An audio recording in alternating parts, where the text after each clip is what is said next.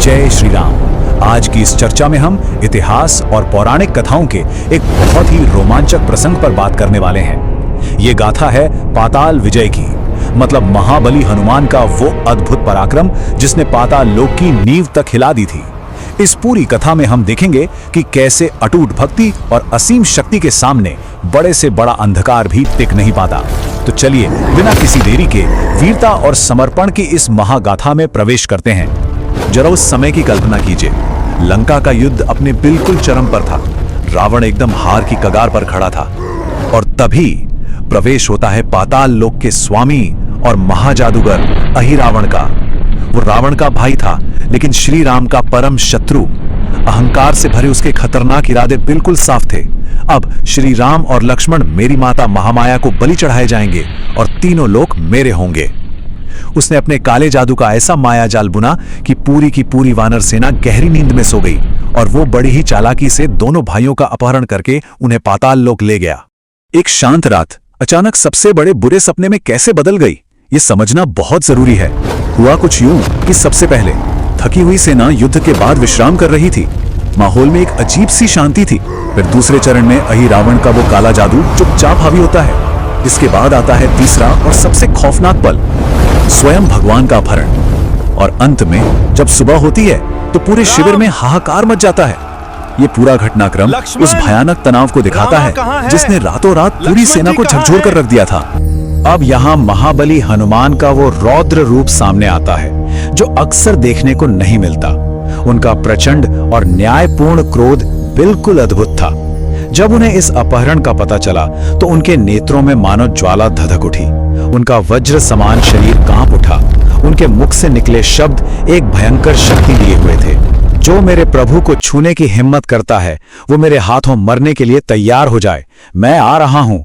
यह सिर्फ कोई गर्जना नहीं थी, ये एक भक्त का अपने भगवान के प्रति वो अटूट समर्पण था जिसे ब्रह्मांड की कोई भी बुरी ताकत चुनौती नहीं दे सकती थी। इस महाअभियान का गंतव्य था पाताल लोक।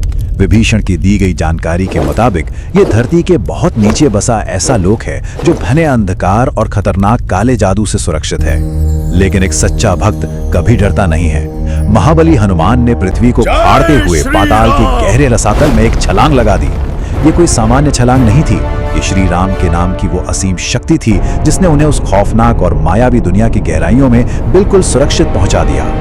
पाताल के द्वार पर पहुंचते ही एक बहुत ही दिलचस्प वैचारिक और भौतिक टकराव होता है। एक तरफ है महाबली हनुमान, एक समर्पित पिता जो अपने शुद्ध विश्वास और अपने प्रभु को बचाने के मिशन से प्रेरित हैं, और दूसरी तरफ है मकरध्वज, एक कर्तव्यनिष्ठ पुत्र जो आधा वानर और आधा मगरमच्छ है और पाताल द्वार का पहरेदार है। यह देखना वाकई हैरान करने वाला है कि कैसे इन दोनों के बीच एक भयंकर युद्ध छिड़ जाता है।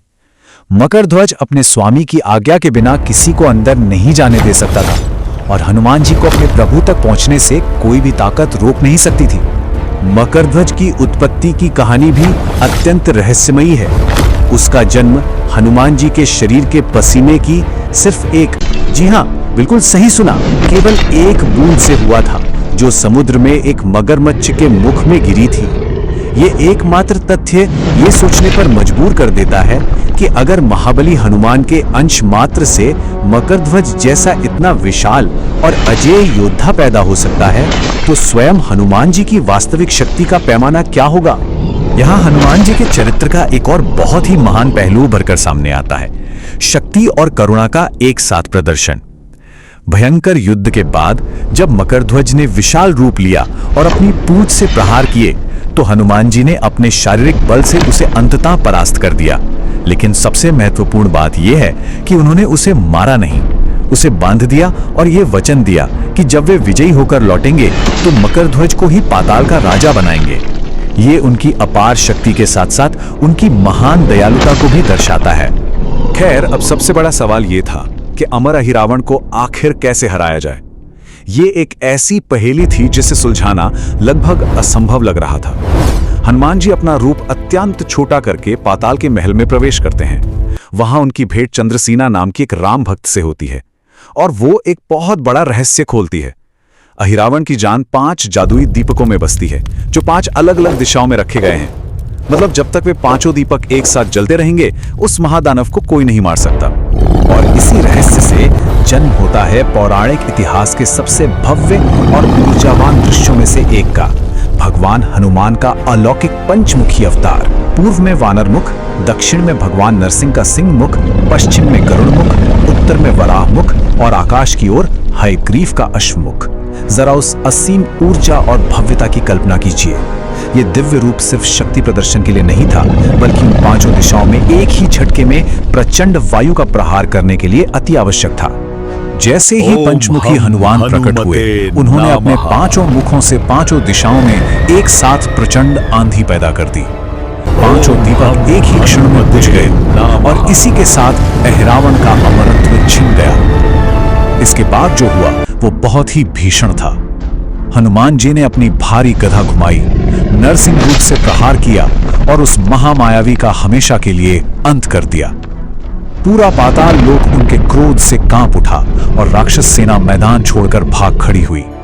श्री राम और लक्ष्मण अंततः सुरक्षित थे। इस भयंकर महासंग्राम के बाद का क्षण अत्यंत भावुक और श्रद्धामय है।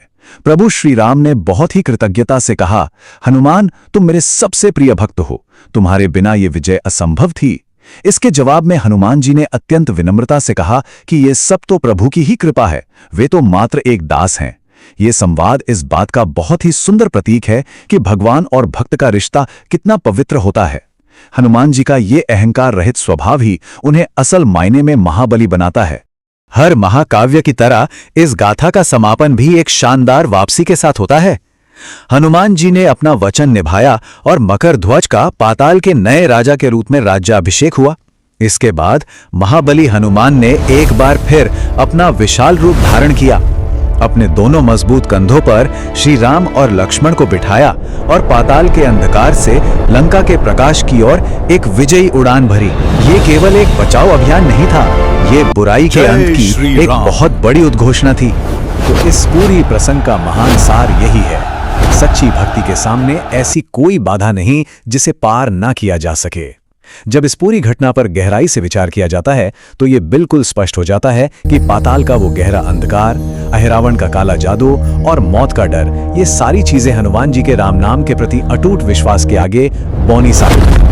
ये विचार करने योग्य है कि जब भीतर ऐसा ही अदम्य विश्वास और स्पष्ट संकल्प हो तो क्या कोई भी अंधकार किसी को उसके लक्ष्य तक पहुंचने से रोक सकता है। इसी गहरे और शक्तिशाली विचार के साथ हमारी आज की ये चर्चा संपन्न होती है। जय श्री राम।